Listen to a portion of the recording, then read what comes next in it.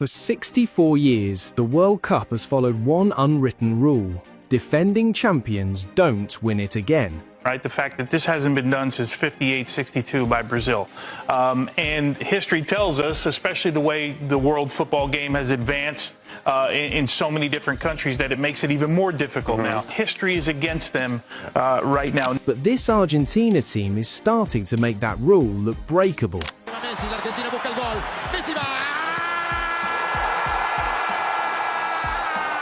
History says they should already be struggling.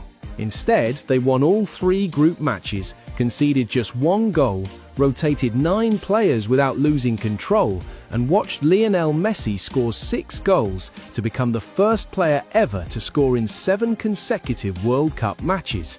7 straight World Cup matches Lionelmessi has scored. That breaks another record for him. But this story isn't really about Messi.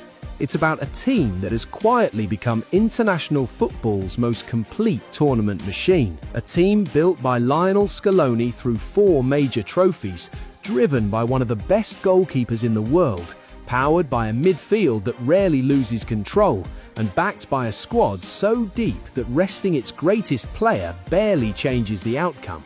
The road ahead is still filled with dangerous opponents: Cape Verde, Egypt or Australia, Portugal, and perhaps France one more time.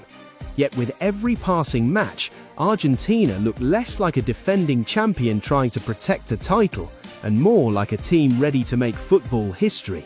So, are we watching another great World Cup campaign? Or are we watching the first team in 64 years about to do what modern football says cannot be done? This is why Argentina might actually win the World Cup again.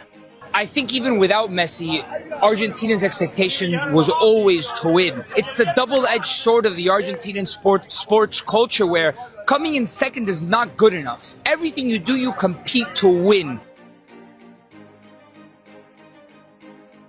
Winning the World Cup once is hard. Winning it back-to-back, football has basically made that illegal. Only 2 nations have ever done it: Italy 1934 and 1938, Brazil 1958 and 1962. That's it. 64 years of the sport's greatest teams attempting the same thing and failing. And I'm not talking about average sides. France, Spain, Germany at their absolute peak, all tried, all fell. Here's what nobody tells you about defending the World Cup. It doesn't attack your weaknesses, it attacks your strengths. It takes the blueprint that won you a trophy and turns it into a scouting report. That's the curse, not magic. Football just catches up. France won in 1998, went out in 2002 without scoring a single goal.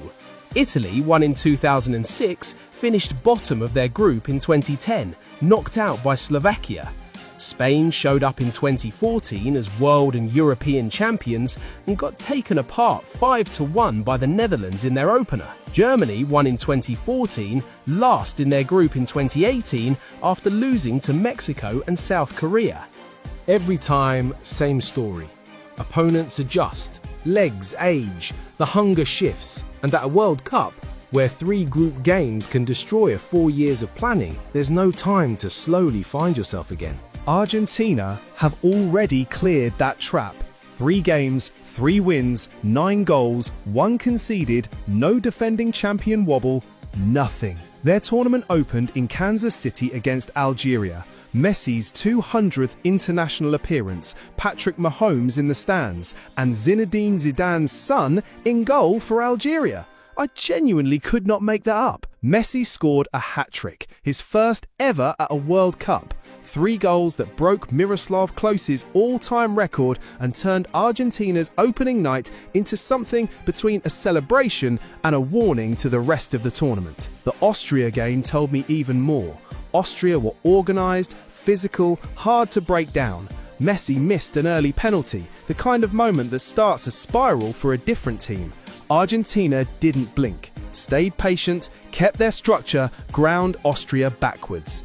Messi broke the record outright in the 38th minute, added a second in stoppage time, 2-0. That's what elite tournament teams actually look like. Not spectacular every minute, just in control long enough for their quality to decide it. Jordan confirmed the depth. Scaloni rotated 9 players. Messi on the bench. Argentina still won 3-1 and only conceded because the game was already dead. Messi came on late, scored a free kick, and that was that. The champions' curse swallowed France, Italy, Spain, and Germany.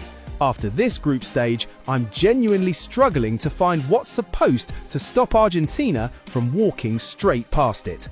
Well, let's talk about the man who scored that free kick from the bench. 6 goals in 3 games, 19 World Cup goals overall. The first player in history to score in 7 consecutive World Cup matches. At 39? Playing in MLS?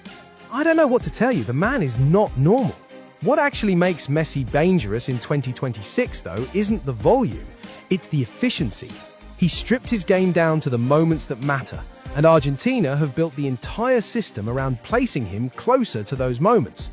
He's no longer collecting from deep, beating 3 men and rescuing the team on his own.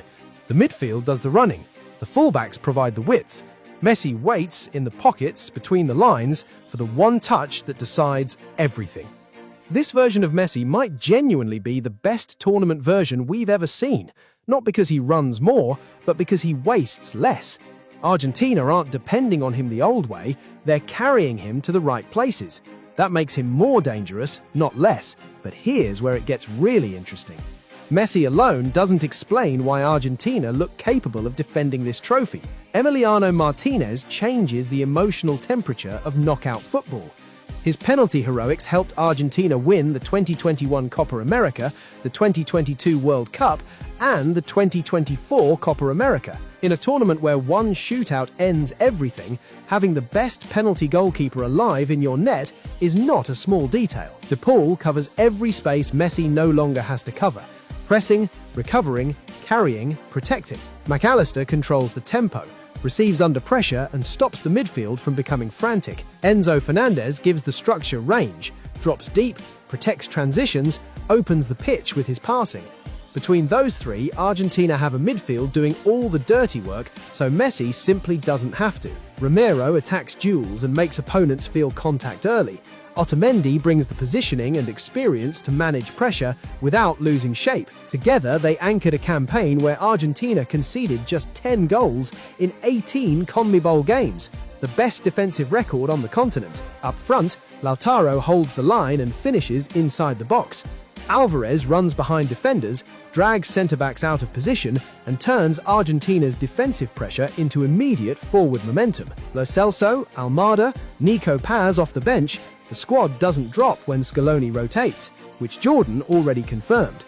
This is what separates Argentina from every defending champion that fell before them. The core knows how to win.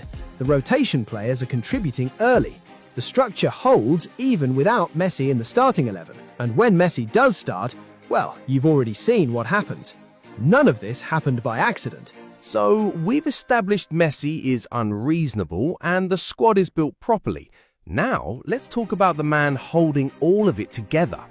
Scaloni hasn't built the most entertaining team at this World Cup, he's built the most reliable one. And at this stage of a tournament, I'll take reliable every time. 4 trophies in 5 years under the same manager. Copa America, Finalissima, World Cup, Copa America again. That's not a hot streak, that's a cycle. And the reason it keeps running is because Scaloni has figured out something most coaches never do: how to stay loyal to the group that won without letting them go stale. Same spine, same identity, but enough fresh legs from Lo Celso, Almada and Nico Paz to actually manage a 7-game tournament. Tactically, Argentina are difficult to prepare for. The shape shifts, 4-3-3, 4-2-3-1, 3-2-5 in possession, but the shape is almost secondary. What matters is the timing. They don't need to dominate possession, they dominate the moments that decide matches. The Almada dummy against Algeria, the space created, Messi arriving exactly where Algeria forgot to look, that wasn't random genius, that was structure producing genius. Against Austria, they managed a tight, uncomfortable game without panicking. Against Jordan, they made 9 changes and the habits didn't shift an inch. The names changed, the team didn't. That's the clearest sign of a properly built tournament side. Now the bracket gets serious. Cape Verde first, then Australia or Egypt, then Spain or Portugal in the quarter-final, then potentially Brazil in the semi-final, and I wouldn't pretend that wouldn't be the most loaded match in world football. Then, if they get through all of that, France are waiting again. Knockout football isn't about looking superior for 90 minutes, it's about surviving the bad spell, managing yellow cards, using the bench right, and winning the final 5 minutes when the match becomes genuinely uncomfortable. Argentina have done all of that repeatedly under Scaloni. They know what tournament suffering feels like because they've been through it and come out the other side with the trophy. 64 years without a single defending champion retaining the title. History is absolutely clear, but after watching this Argentina side, the structure, the depth, the goalkeeper who turns shootouts into an unfair advantage, the manager who rotates without breaking the collective, and the 39-year-old scoring free kicks off the bench, I'm finding it very hard to bet against them.